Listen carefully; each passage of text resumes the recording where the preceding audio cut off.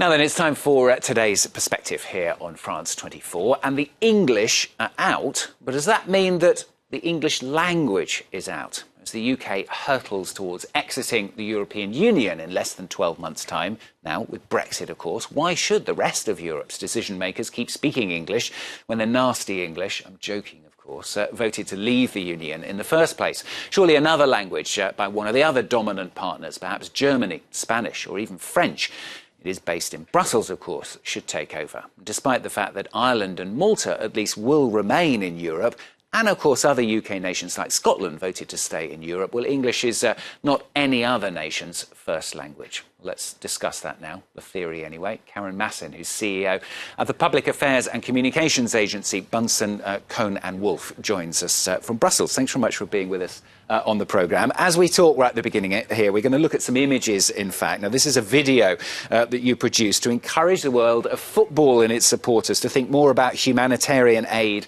and refugees. Inevitably, as we look at that image and hear the voiceover just very quietly there in the background, all, of course, in English.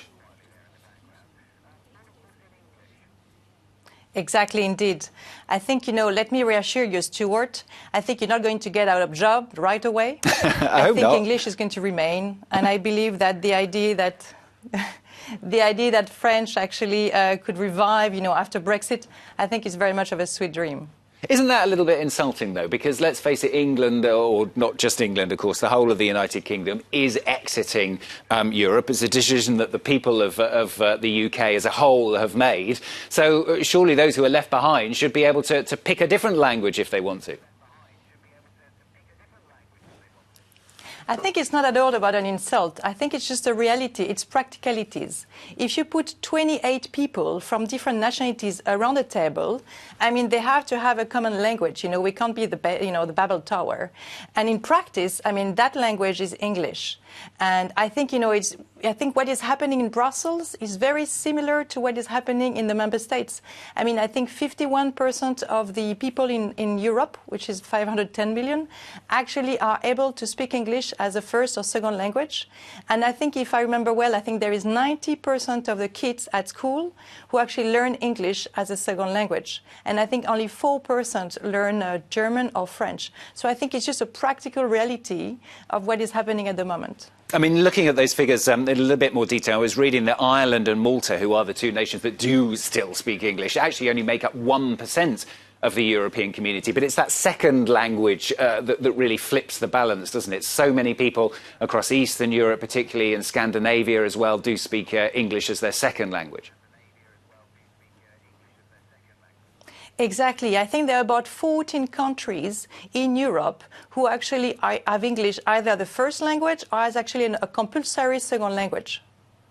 Give us a little bit of history, though, because it wasn't always like that, was it? I mean, when the European Union first started, English wasn't so dominant, was it?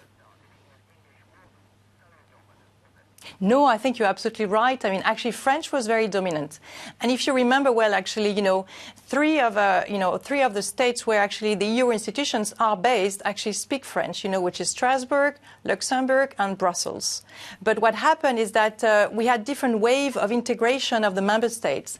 And though I was not there at the time, I mean, in '95, when Sweden and Finland joined the EU, we basically had to start to making a shift from French to English because they could not really understand what was happening on. And then there was a bigger shift. And then when I was there in 2004, when all the Eastern countries joined Europe, and then it was not possible basically to keep on having French, for the Polish and the Hungarians and the Romanian, and basically everybody switched de facto in English.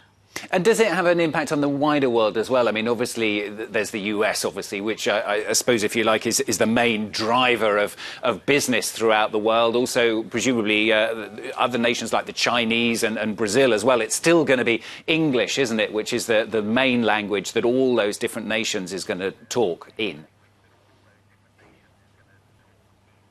Yes, I think, of course, I mean, I think English is maybe not the most talked, language. It could actually be Chinese.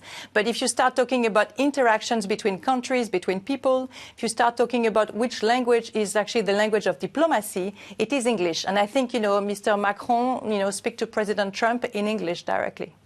And what about your job? I mean, obviously you're involved in all sorts of different things, but partly often working with people within the European Union, the European Commission. I mean, can you imagine doing your job in another language other than English?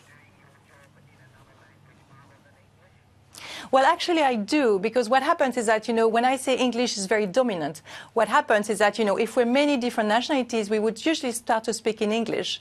But in practice, everybody speaks one or two other languages, and sometimes we can be switching orally. So, for instance, if we're in a group where it's mainly French, or people would understand, we would speak French, or we would speak Spanish. I mean, you should not, forget that actually culture and nationalities are still very important, and there is not so much as a Brussels Europe. Basically, it's also very much of the member states.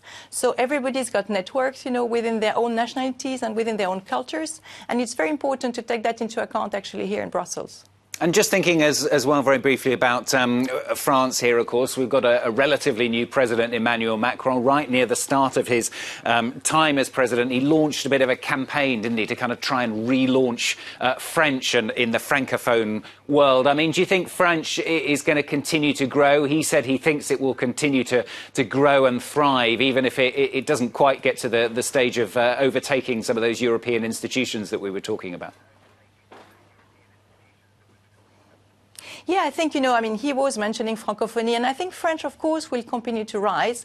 But I think in proportion, I think it's very much English which is going to remain maybe the largest language. But yes, but there is, different Frenches, different cultures, and I think we have to respect that as well. But yes, I think it will go on.